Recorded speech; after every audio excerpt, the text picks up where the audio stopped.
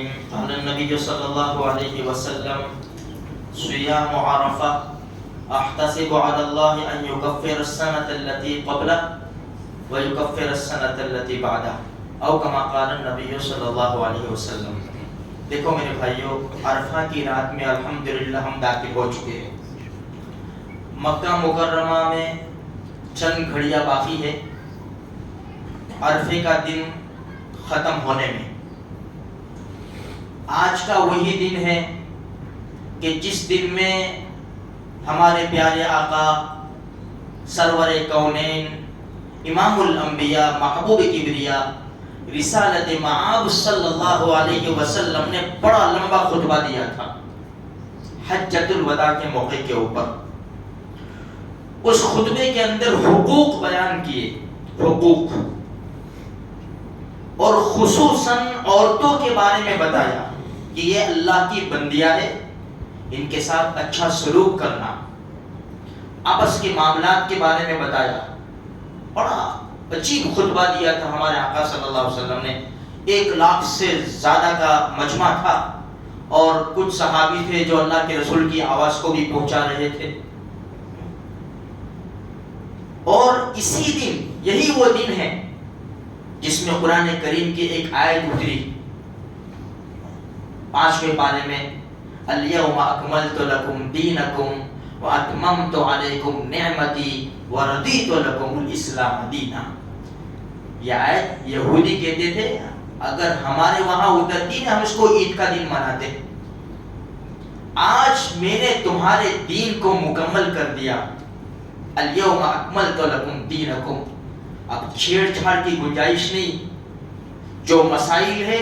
قرآن و حدیث نے، قرآن نے بیان کیے ہیں، اللہ کے رسول نے اس کی تشریح بیان کی حدیث کے اندر، خلاص۔ اب اگر دنیا کی بڑی سے بڑی طاقت اس کو بدلنا چاہے نا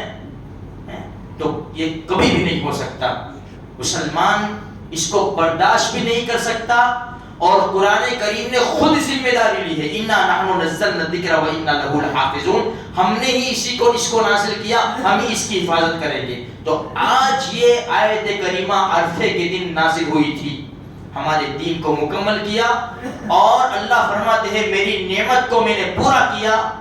وَأَتْمَمْتُ عَلَيْكُمْ نِعْمَتِي وَرَضِيتُ لَكُمُ الْإِسْلَامَ دِينًا۔ رب کہہ رہا ہے، رب تمہارے لیے جو دین اسلام ہے سے راضی۔ تو میرے بھائیوں، ہمارے نبی کی قدر کرو، ہمارے نبی نے جو باتیں بتائی ہیں اس کے اوپر عمل کرنے کی پوری کوشش کرو، دونوں جہان میں کامیابی ملے گی۔ اب عرفے کا دن ہمارا کل ہے۔ نبی کریم صلی اللہ علیہ وسلم کا پاک ارشاد ہے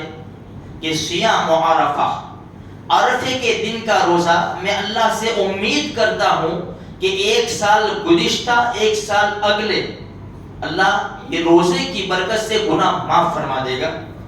تو جس کی طاقت ہو، صلاحیت ہو، استعداد ہو، ضروری نہیں ہے،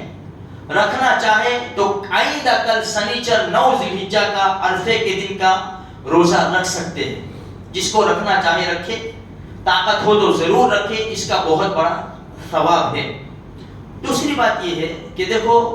اگر ہم نے جانور جن لوگوں نے خریدے ہیں اچھی طرح ہم اس کی پرورش کریں،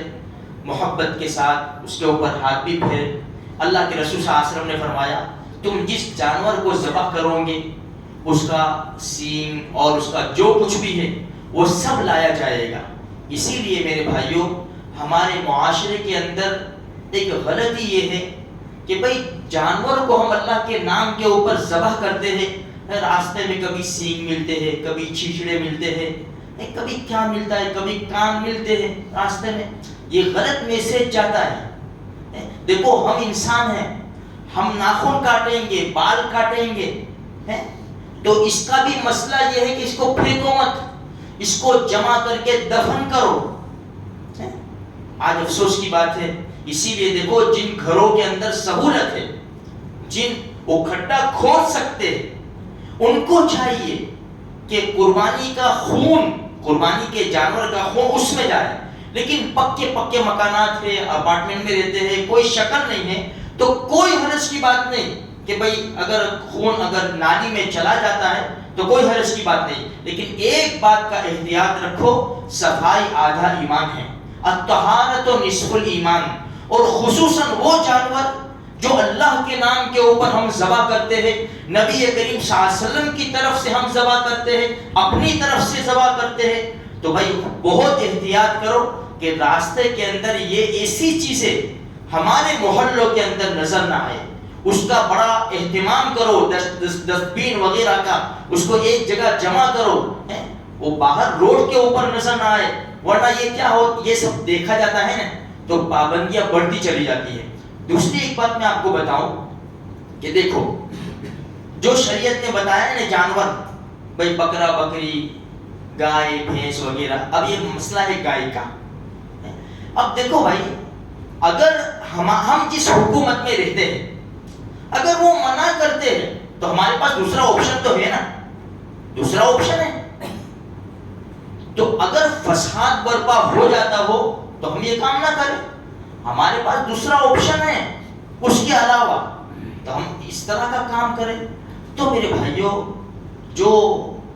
شریعت نے ہمیں بتایا ہے دوسروں کا خیال رکھتے ہوئے، جس میں شریعت کے معاملے میں زد نہ آوے، اس لیے کہ لا طاعۃ لمخلوق فی معصیۃ الخالق، جن باتوں میں اللہ کی نافرمانی ہوتی ہو تو مخلوق کی بات نہیں مانی جائے گی، اس لیے تھوڑا احتیاط کریں، اور جس کے روڈ کے اوپر مکان ہو تو ذبح کرتے وقت پردے وغیرہ کا بھی اہتمام کریں، اور یہ بھی دھیان رکھیں کہ یہ خون نکل کر روڈ کے اوپر نہ بہہ جائے،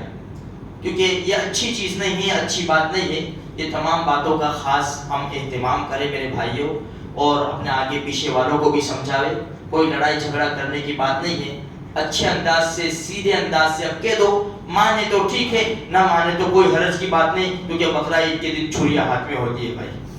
سمجھتا ہی ہے، اس نے گڑبڑ نہیں کرنے کی، کسی سے بھی کوئی گڑبڑ نہیں کرنے کی۔ ویسے بھی ایک حدیث یاد رکھو کہ اللہ کے رسول صلی اللہ علیہ وسلم فرمایا جہنم کے 7 دروازے ہیں، دیکھو یہ تھوڑی تھوڑی میں کھینچ لیتے ہیں نا تلوار، تھوڑی تھوڑی ذرا ہوا لا میں نکالا، جہاں نکالنے کا وہاں نکالو، تمہیں کوئی منع نہیں کرے گا۔ اللہ کے رسول نے فرمایا جہنم کے 7 دروازے ہیں، ایک دروازہ اس کے لیے ہے جس نے میری امت کے اوپر، مسلمان کے اوپر دھار دھار چیز اٹھائی، ماری نہیں، اٹھائی۔ نوجوانوں کو خاص سوچنا چاہیے بھائی، ایسا نہیں کہ سب اکٹھے ہو کے چلے جاؤ، اللہ مار کاٹو، نقصان اپنا ہی ہے، اپنا ہی نقصان ہے، ادھر کے ہوگا کچھ بھی نہیں، 1 2 4 لگے گا، کھا کے آئیں گے 8 10 12، سمجھیں کسی کا سر پھوٹے گا 10 یہاں سے جائیں گے 10 وہاں سے جائیں گے، ابھی جیلوں میں بن رہے، اب دھکے کھا رہے لوگ، نقصان اپنا ہی ہے۔ تھوڑا سا سمجھ عقل سے کام لو گے تو انشاءاللہ بہت بڑا فائدہ ہوگا۔ اللہ پاک جو ہمارا تہوار آنے والا ہے آسانی کے ساتھ یہ نمٹ جائے، اللہ تبارک و تعالیٰ اس کے فیصلے فرماوے، اور ہماری چھوٹی موٹی قربانیوں کو اللہ تبارک و تعالیٰ قبول فرمائے۔